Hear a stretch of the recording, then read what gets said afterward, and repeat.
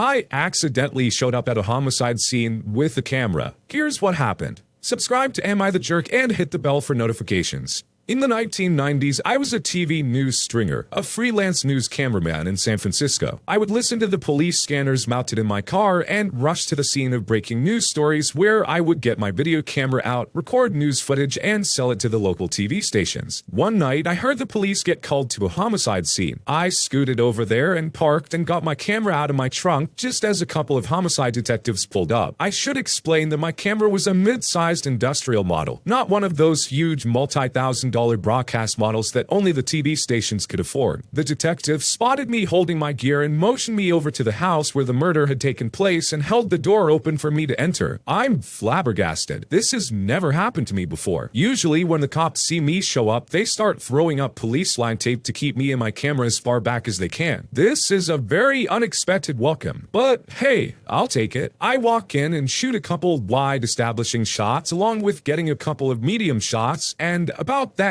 in walks another cameraman with a camera about the same size as mine, only he is wearing a San Francisco Police Department badge on his belt. Everyone looks at him, and then they all turn and look at me. Finally, someone breaks the silence by asking me, "Who are you?" I respond, "TV News." The officers who had held the door open for me blanch and give each other an "oh crap" look as they realize their mistake. You shouldn't be here," he says. I say, "No problem," and I leave. Just to be clear, I did not use the footage that I managed to shoot inside the crime scene in the package I sold to the TV stations. If I had, I'm sure that several hardworking police officers would have gotten into trouble. No need for that to happen. I suspect that decision on my part was appreciated, as I ran into the same cops at other scenes in the following years, and they always treated me both friendly and fairly. In fact, I got a call or three over the years suggesting that I and my camera might want to be at a particular place at a particular date and time, almost always resulting in me getting exclusive footage of this or that major bust. I wasn't a jerk, right? They didn't seem to think so. No, I don't think there's any jerk here. Just a simple misunderstanding. The police officers here might be considered the jerks for just not really paying attention and making a mistake, but hey, we all do it. At least the person they made the mistake with was friendly and didn't screw them over for it. No harm done here. Just a funny story. I like this one. How not to ask a girl to the sweetheart dance. All the dances and the fear of asking that one person to the dance. Friends providing all kinds of advice, some good, some bad, and some advice that is never even meant to be considered. But we probably wouldn't be here if they followed all the good advice, right? No, this is a story about my good friend Skip. Skip had a major crush on a girl who I will call Sally. Sally was that girl who had all the right things. Great hair, amazing personality, and she loved it when guys were super creative when they would ask her out on dates. The more creative, the more you had her attention. It was getting close to Valentine's Day. Time for the dance we called the Sweethearts Ball. Skip desperately wanted to ask Sally to the dance, but couldn't come up with a creative enough way to ask her. Myself and our friend were popping off suggestions while at lunch. Me, dude, you could always send her some roses and say, "My heart would be like these roses in full bloom and full of life if you go to the Sweethearts dance with me." Friend 1, "Nah, dude, send her a bag of M&Ms and say it would be so sweet if you'd go to the Sweethearts with me." Friend 2, and this is where the problem starts.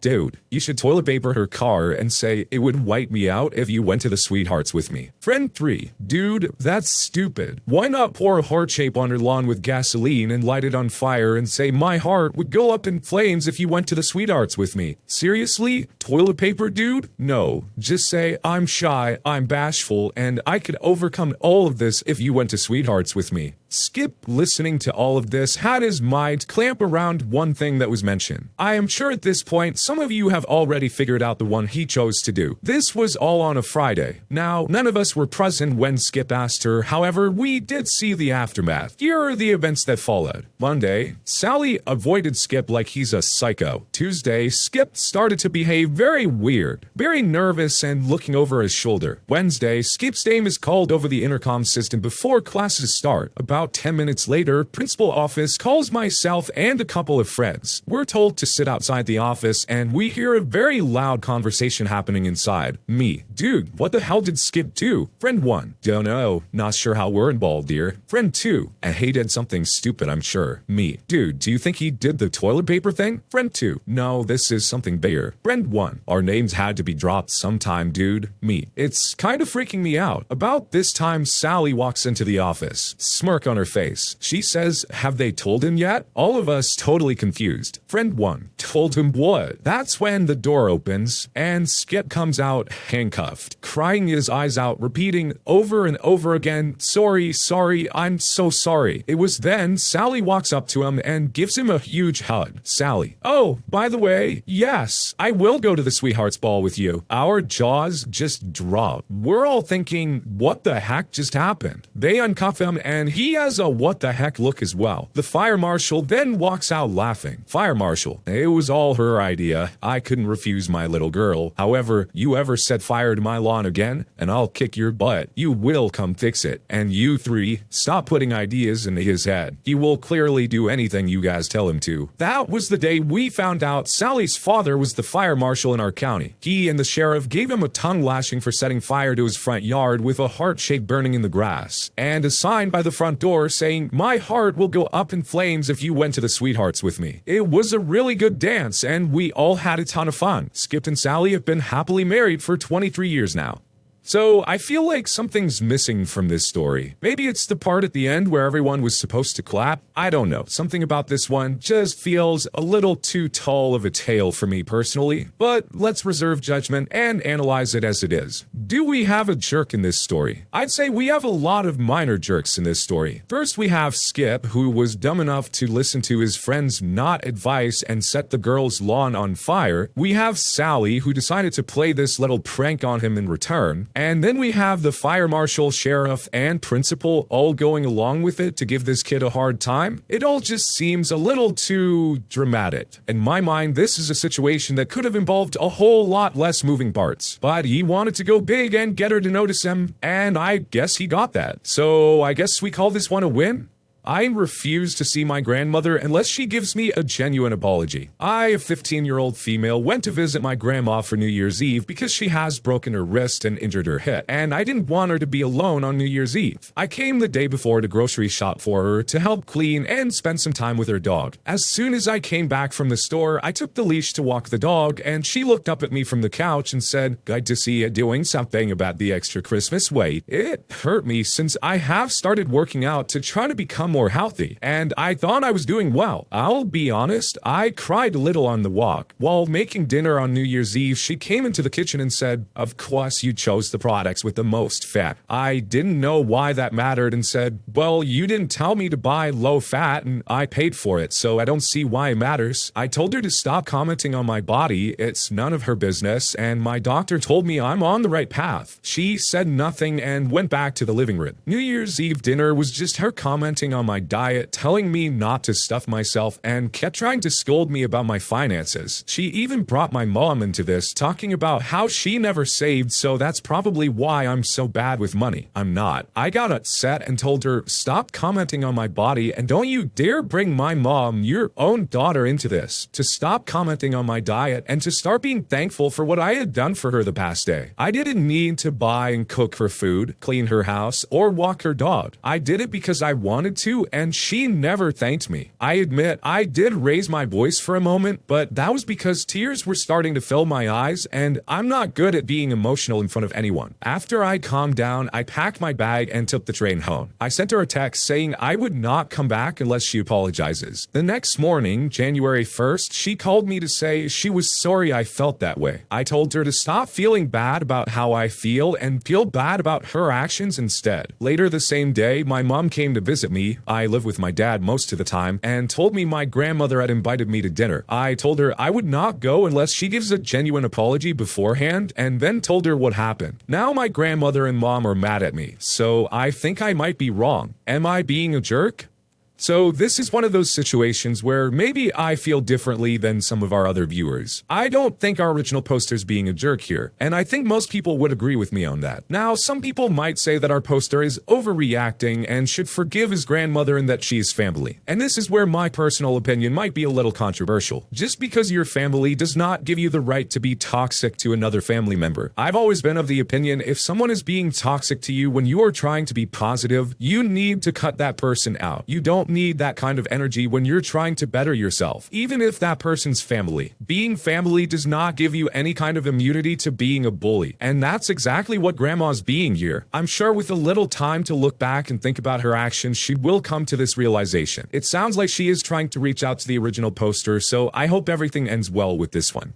I had to tell my husband I will not be attending any more family events with him. My husband, 35, and myself, 33, have been married for 9 years, but have been together for 18 years. We have 4 kids together. Over the years, I swallowed my pride and faked a smile with my husband's family just to appease my husband and attend events with him. The only events I were invited to are the ones that my husband said he would bring me and the kids along for. I have noticed that any events that are just for the female ladies of his family, whether they were married into the family or just dating someone from the family, I was never invited to. I was fine with that until the recent 2 events where they have a ladies' day out and then proceeded to not invite me but post pictures on social media and tag my husband in the pictures. While they also added me to the group chat and thanked everyone for attending the events, but I didn't attend because they did not invite me. I told my husband that I would no longer attend his family events with him, and he was highly upset. He accused me of hating his family and making him choose between us, me and the kids, and his family. I asked him why he thinks I hate his family, and he responded because I said that they don't like me, so I must hate them. That was his only excuse for why I wouldn't like his family. I never asked him to choose and would never ask him to. I also don't hate his family. I told my husband that he should still go and take our kids too, but I would not be going along. I told him the reasons I think his family doesn't like me. Number 1, I asked his sisters to be in our wedding as bridesmaids. They said yes, and a month later they told him they would not be in our wedding. He begged them on 2 separate occasions to be in our wedding, and they refused. His family, including his sisters, did attend our wedding, but they all decided to wear white. His mom and sisters. They also tried to get our photographer to take family photos of them without me in the pictures. Number 2, his sister got married a year later and told me the only way I could be in her wedding was if I served food to the guests. I chose to attend as a guest instead of serving her guests, which she was upset about. I sat at a table by myself during her wedding. My husband was in her wedding as a groomsman. No, I was not allowed to take pictures with them at her wedding. Number 3, his mother was upset at me because her mother, his grandmother, argued with her because they wouldn't invite me to a family ladies' night. His grandmother told her that it was wrong that I was married to him but not invited to a family day out with the ladies. There are many other reasons, but I tried to stick to the reasons why I no longer will attend his family events with him. There are also friends with his first crush, and she's brought up a lot when I'm around. She even comes to family gatherings and has been to these ladies' events that I'm not invited to. I really don't think I'm being a jerk, am I?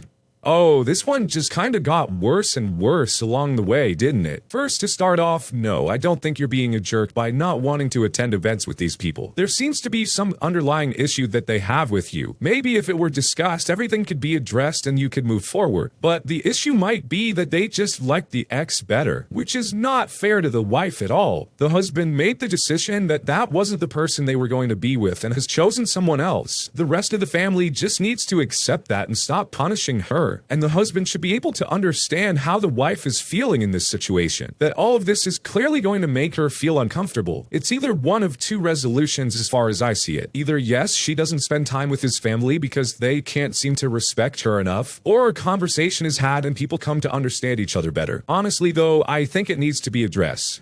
I had to tell my mom that I don't want her coming to my graduation. I, 20-year-old female, am graduating with my bachelor's this year, and then I'm going on to a different school to take part in a master's program. I got my associate's degree in my senior year of high school because I was in a dual enrollment program, so that's why I'm a few years ahead of other people my age. My mom has always put a lot of emphasis on education. When I was in middle school, I went from a straight A student to mostly C's, and it was like she just gave up on me. I was struggling with my mental health at the time, so school was the last thing I was worried about. But when I got to my sophomore year of high school, I started focusing more on academia because I wanted my mom's approval. I've been in college non-stop since my junior year of high school. I took classes during the winter and summer semesters just so I could finish my studies faster. It's left me no time for anything else, honestly. But since I live with my dad, he's seen my course load and he's fine with me not working while I'm in school right now. On to the actual situation. I was talking to my mom on the phone and she brought up how all of her friends' kids are joining the workforce and accomplishing things that make their parents proud. She then asked why I wasn't doing anything that she could brag about, and I kind of laughed and asked why she didn't view me getting a bachelor's at 20 as something she could brag about. She told me that my accomplishments in school don't matter because it's easy to be good at school if I'm doing nothing else with my life. She said that she'd feel I was doing something more brag-worthy when I stopped being her hermit. I just snapped and told her that since my accomplishments in school don't matter, then my graduation doesn't matter either. So I'll just give her seat to someone else. I hung up after that and she started texting me about how childish it is for me to exclude her from this and that she deserves to have a spot at my graduation. My dad found out what's going on because she called him and told him about it, and he told me that while he understood what my mother said was hurtful, I shouldn't deprive her or myself of this huge moment because of it. I felt justified at first, but now I'm conflicted. Am I being a jerk?